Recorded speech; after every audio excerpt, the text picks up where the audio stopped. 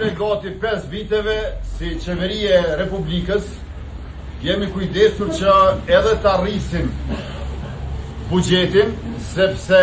rritet ekonomia, rritet qarkullimi i bizneseve, rriten të hyrat tatimore, rritet punësimi,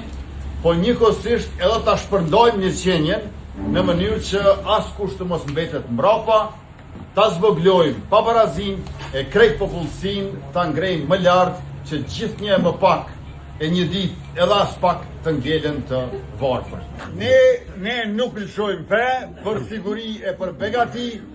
as një ditë të vitit me 28 dhjetor ju mos lëshoni për të mirën e ju edhe të fëmijëve e të brezave që të vitin. Faleminderit shumë për vëmendjen e mirëfillt. Dofër Sekretar të Legionit Banor të Slovisë, faleminderit shumë që na keni prit në këtë mënyrë të zjarrt me entuziazmin i cili na duhet për gjatë gjithë kësaj fushate,